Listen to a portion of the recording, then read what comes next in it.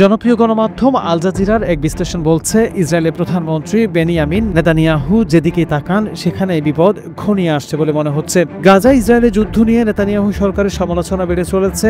আন্তর্জাতিক নেতাদের পাশাপাশি সাবেক ইসরায়েলি প্রধানমন্ত্রীদের কাছ থেকেও তার সরকারের বিরুদ্ধে গণহত্যা ও যুদ্ধাপরাধ সংগঠনের অভিযোগ আসছে। আন্তর্জাতিক অঙ্গনে ইসরায়েল ক্রমেই বেশ একঘরে হয়ে পড়ছে, কারণ গাজায় দেশটি চাপিয়ে দেওয়া দুর্ভিক্ষের ছবি বিশ্ব গণমাধ্যমে ছেয়ে গেছে। দেশের ভেতরেও নেতানিয়াহুকে তীব্র সমালোচনার মুখে পড়তে হচ্ছে। অনেকেই মনে করছেন তিনি শুধু নিজের ক্ষমতা ধরে রাখতে এই যুদ্ধ দীর্ঘায়িত করছেন। আইনি দিক থেকে দুর্নীতির মামলার বিচারে প্রসিকিউশনের পক্ষ থেকে নেতানিয়াহুর জেরা শুরু করেছে, আর রাজনৈতিকভাবে তার জোট সরকার যে কোনো সময় ভেঙে পড়তে পারে এমন আশঙ্কা তৈরি হয়েছে। নেতানিয়াহুকে দীর্ঘ রাজনৈতিক জীবনে এতটা চাপে আগে কখনো দেখা যায়নি। তবে এটি কি সত্যি ইসরায়েলের সবচেয়ে দীর্ঘমেয়াদী প্রধানমন্ত্রীর শেষ সময়? উঠেছে সেই প্রশ্ন। এর জবাব খুঁজে দেখা যাক।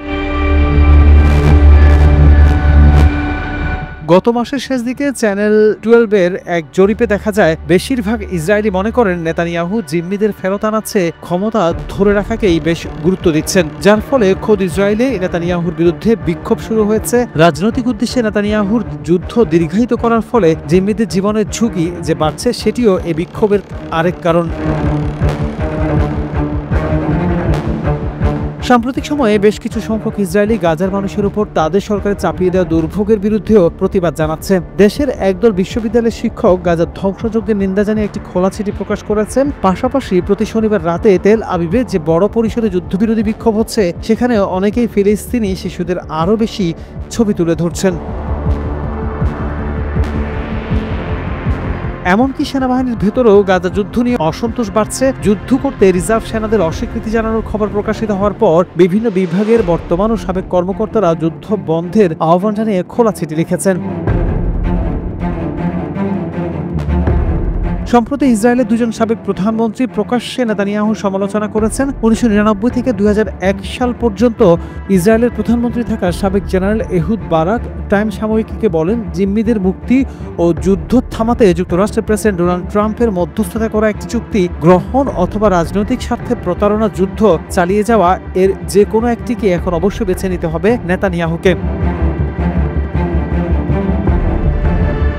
2006 থেকে 2009 সাল পর্যন্ত দায়িত্বে থাকা এহুদ ওলমার্ট ইসরায়েলের গণমাধ্যম হারেজে লিখেছেন, গাজায় যুদ্ধাপরাধ সংগঠনের জন্য ইসরায়েল দায়ী এবং এখন এটি একটি ব্যক্তিগত রাজনৈতিক যুদ্ধ। ডেমোক্র্যাটস পার্টির নেতা ও সাবেক জেনারেল ইয়াইর গোলান স্থানীয় রেডিও রেসেত বেতে বলেন, একটি সুস্থ রাষ্ট্র সাধারণ মানুষের বিরুদ্ধে যুদ্ধ করে না, শিশুদের হত্যা করে না, আর জনগণকে জোর করে উচ্ছেদ করে না। আরব ও ইউরোপীয় নেতারা এখন নেতানিয়াহু এবং গাজা যুদ্ধ নিয়ে ক্রমেই বেশি সমালোচনা মুখর হয়ে উঠেছেন। তবে এখন পর্যন্ত তার সবচেয়ে গুরুত্বপূর্ণ সমর্থক হয়ে আছে যুক্তরাষ্ট্র ও প্রেসিডেন্ট ডোনাল্ড ট্রাম্প। গত মাসের শুরুতে নেতানিয়াহু বলেন, গাজা থেকে উৎখাত হওয়া ফিলিস্তিনিরা সৌদি আরবে গিয়ে বসতি স্থাপন করতে পারে। তার এই বক্তব্যে কড়া প্রতিক্রিয়া জানায় সৌদি আরব ও আরব লীগ। একই মাসে কানাডা, ফ্রান্স ও যুক্তরাজ্য এক যৌথ বিবৃতিতে গাজায় মানবিক দুর্দশাকে অসহনীয় বলে আখ্যায়িত করে। এই দেশগুলোর সবকটি আগে ইসরায়েলের গাজা যুদ্ধকে সমর্থন দিয়েছিল। নরওয়ের সঙ্গে 2024 সালের মে মাসে ফিলিস্তিনকে রাষ্ট্র হিসেবে স্বীকৃতি দেয়া ও স্পেন ও আয়ারল্যান্ড নেতানিয়াহু সরকারের বিরুদ্ধে ব্যবস্থা নেওয়ার আহ্বান জানিয়েছেন। ইতিমধ্যে যুক্তরাজ্য, অস্ট্রেলিয়া, কানাডা, নিউজিল্যান্ড ও নরওয়ে একসঙ্গে ঘোষণা করেছে যে তারা স্মোট্রিচ এবং ভ্যান গভিরের ওপর নিষেধাজ্ঞা আরোপ করবে। তবে নেতানিয়াহু কতদিন ট্রাম্পের সমর্থন ধরে রাখতে পারবেন তা পরিষ্কার নয়। অনেকেই ধারণা করছেন মার্কিন প্রেসিডেন্ট ডোনাল্ড ট্রাম্প নেতানিয়াহুতে বিরক্ত হয়ে উঠছেন।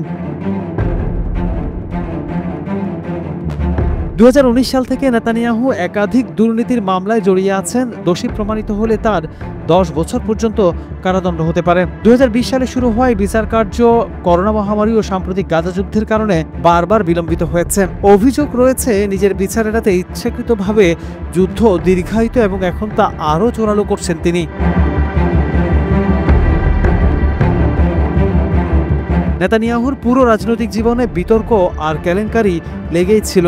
এখন তার বিরোধিতা ইসরায়েল ও পশ্চিমা দেশগুলোতেও বাড়ছে। তবু তিনি টিকে যেতে পারেন এমনটাই বলছেন পর্যবেক্ষকরা। তবে টিকে থাকতে হলে নেতানিয়াহুর জন্য জরুরি হলো যুক্তরাষ্ট্রের সমর্থন ধরে রাখা, সেই সঙ্গে এমন একটি যুদ্ধ চালিয়ে যাওয়া যা ট্রাম্প নিজেই শেষ করতে চাইছেন। নেতানিয়াহুর একজন সাবেক সহযোগী মিচেল বারাক গত মাসে আল জাজিরাকে বলেছেন, আমি জানি না উনি এই পরিস্থিতি থেকে ঘুরে দাঁড়াতে পারবেন কিনা। অনেকে বলছেন নেতানিয়াহুর সময় শেষ, একথা বহু বছর ধরে শোনা যাচ্ছে, আর উনি এখনও টিকে আছেন। কিন্তু আমি আর কোনো জাদু কৌশল দেখতে পাচ্ছি না যা তাকে টিকিয়ে রাখবে, বলেন মিচেল বারাক।